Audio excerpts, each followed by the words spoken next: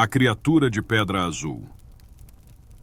Na pequena cidade de Pedra Azul, Minas Gerais, as montanhas ao redor sempre foram vistas como guardiãs silenciosas da cidade.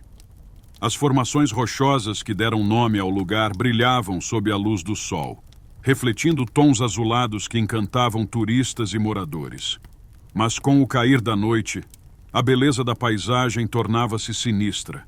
Os mais antigos contavam histórias sobre uma criatura que emergia das montanhas, uma lenda que muitos tratavam como exagero, algo para assustar as crianças. Ninguém, no entanto, esperava descobrir que, por trás das lendas, havia algo muito mais real e terrível. Era uma noite comum quando o primeiro tremor abalou a cidade. No início, os moradores pensaram se tratar de um pequeno terremoto, algo que, embora raro na região, não era impossível. As casas de pedra vibraram, as janelas tremeram e os cães começaram a latir desesperadamente. No entanto, o que aconteceu a seguir foi muito além de um fenômeno natural. Uma estranha quietude tomou conta da cidade após o tremor. O vento que normalmente soprava entre as montanhas cessou abruptamente, como se a própria natureza tivesse prendido a respiração. As ruas desertas, iluminadas apenas pelo fraco brilho da lua, pareciam congeladas no tempo. Foi então que as montanhas começaram a ranger. Um som profundo, gutural, reverberou pelas pedras, fazendo com que o chão vibrasse levemente sob os pés dos poucos que ainda estavam acordados. Entre as rochas, algo se movia. Uma sombra colossal, de contornos desajeitados, lentamente se ergueu da montanha, como se estivesse despertando de um sono profundo.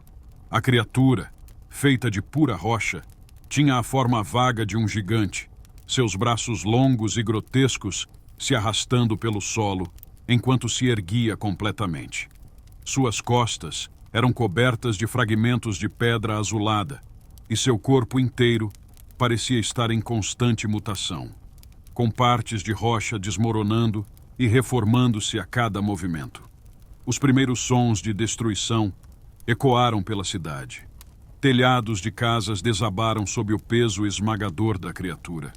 Suas mãos gigantescas rasgaram ruas inteiras, reduzindo tudo ao seu redor a escombros. As árvores, antes imponentes, eram arrancadas do solo como gravetos.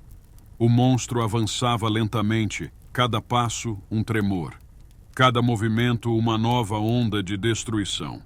Ninguém conseguia explicar de onde vinha ou por que estava atacando, mas a criatura parecia ter uma missão cega e implacável: devastar tudo em seu caminho.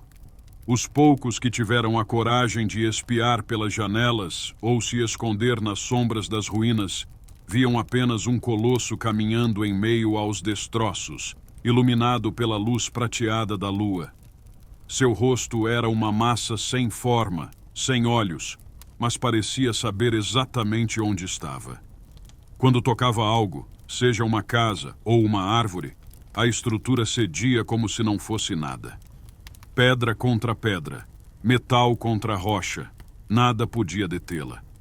À medida que a criatura avançava, uma estranha névoa azulada começou a envolver a cidade, trazendo consigo um frio incomum para a época do ano. Era como se a própria montanha estivesse liberando algo antigo e maligno, algo que jamais deveria ter sido perturbado. Conforme a destruição se espalhava, os moradores corriam, tentando escapar, mas aqueles que se aproximavam demais da criatura eram esmagados sob seu peso imenso. Os gritos de desespero ecoavam na noite, mas rapidamente se silenciavam quando os destroços caíam, sepultando suas vozes. Ao amanhecer, a criatura retornou às montanhas. Seus movimentos tornaram-se mais lentos, até que, finalmente, ela se fundiu novamente com a rocha, como se nunca tivesse existido.